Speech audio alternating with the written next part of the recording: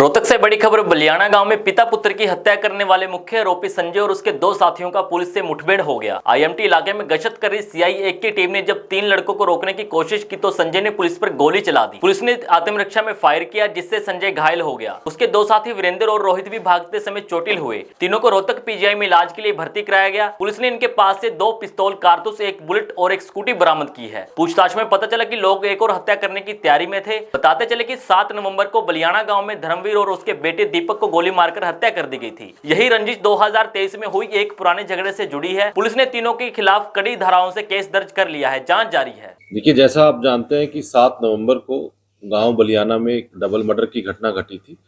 एक पिता और पुत्र की 5 व्यक्तियों द्वारा जो है निर्मम हत्या की गई थी, जिसमें 2 व्यक्ति तो 7 नवंबर को ही सोनीपत में एक मुठभेड़ के बाद अरेस्ट हो गए थे, लेकिन इसमें 3 व्यक्तियों की गिरफ्तारी बकाया थी, जिसके अंदर जो मुख्य आरोपी था संजय, जिसने ये सारी साजिश रची पुरानी रंजिश के चलते, और उन अपने साथ 4 साथी और जोड़ के इसने इस घटना को अंजाम दिया।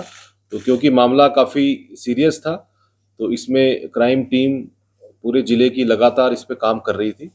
इसमें खास बात यह है कि जो 2 लड़के पहले अरेस्ट हुए हैं सोनीपत में, उनसे पूछताछ में ये बात भी आई थी कि इनका प्लान एक और मर्डर करने का था गांव बलियाना में। तो इसलिए मामले की गंभीरता को देखते हुए इसमें काफ़ी टीम्स जो है जिला पुलिस रोहतक की काम कर रही थी। तो ऐसे ही इनपुट मिली आज अर्ली मॉर्निंग आईएमटी के एरिया में कि ये देखे गए हैं तीनों लड़के। तो तुरंत जो सीआईए 1 की टीम वहाँ पर पहुँची सुबह करीब 5 बजे के आसपास। तो जैसे ही उन्होंने पुलिस की टीम को देखा तो भागना शुरू किया वहाँ से।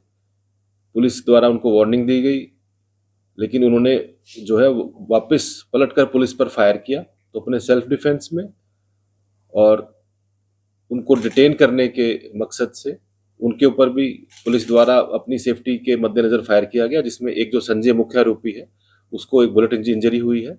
बाकी 2 भी छोटी मोटी चोटें हैं भागते हुए जो लगी हैं। उनको तीनों को इमीडिएटली हॉस्पिटल ट्रीटमेंट के लिए शिफ्ट किया गया। अभी जैसे उनकी ट्रीटमेंट खत्म होगी तो उनको और डिटेल में पूछताछ की जाएगी। इनसे जो वेपन यूज़ हुआ था मर्डर में, जो पिस्टल थी, वो भी रिकवर हुआ है।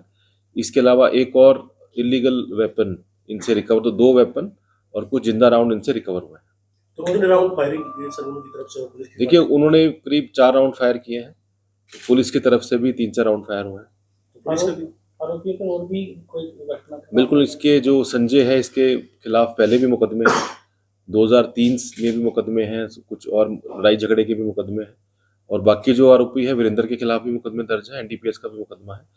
क्योंकि अभी तो जस्ट ये डिटेन हुए हैं तो बाकी अभी उनकी और क्रिमिनल रिकॉर्ड हम ले रहे हैं। बलियाना के कितने रहने वाले थे सर? ये बलियाना का है संजय, और बाकी 2 लड़के हैं वो कसरेटी गांव के। आपने रंजिश की बात करी, क्या बोलते? ये रंजिश थी इनकी गांव में। 2023 में संजय के भाई का मर्डर हुआ था। जो धर्मवीर और दीपक का जो मर्डर हुआ है, यानी दीपक के भाई ने जो बताते हैं कि मर्डर किया था, जो कि अभी जेल में। बाकी इसके अलावा भी जो, क्योंकि ऑलरेडी एक स्पेशल ऑपरेशन भी चल रहा है और हमारी क्राइम टीम पूरे एक महीने की अगर हम बात करें तो करीब 40 असले रिकवर कर चुकी है, जिसमें काफ़ी संख्या में असला भी रिकवर हुआ है, और इसके साथ साथ 40-45 जो है क्रिमिनल्स की गिरफ्तारी भी हुई है जो वायलेंट क्राइम में इन्वॉल्व है।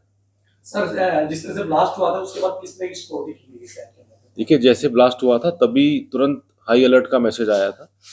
तो जो हमारा प्रोटोकॉल है जो हाई अलर्ट का, उसके अंदर जो है नाकाबंदी, खास गाड़ियों की चेकिंग, जो होटल हैं, बस स्टैंड है, धर्मशालाएं हैं, उनकी चेकिंग। तो तभी से पूरी डिस्ट्रिक्ट पुलिस उस हाई अलर्ट के मद्देनज़र कार्रवाई में लग गई थी। 1 करोड़ रुपया मिला था पुलिस को चेकिंग के दौरान। हाँ। क्या कोई दिल्ली मामले से जुड़ा हुआ है या फिर बिहार के मामले से जुड़ा हुआ कुछ मामला सर? देखिए, ये 10 तारीख को ही इवनिंग में जब हाई अलर्ट आया तो चेकिंग स्टार्ट की गई, तब एक गाड़ी से 1 करोड़ रुपए रिकवर हुए हैं। तो उसका जो प्रोसीजर है वो हमने सीज कर लिए हैं और इनकम टैक्स को जो है इंटीमेट कर दिया है, क्योंकि उस टाइम वो कोई संतोषजनक जवाब नहीं दे पाए थे। तो वो इनकम टैक्स डिपार्टमेंट उसको वेरीफाई करके उसके बाद हमको रिपोर्ट देगा, तब तक वो अमाउंट सीज रहेगा। जो ये आरोपी संजय है, इसको मर्डर गांव में ही करना था या कहीं और करना था?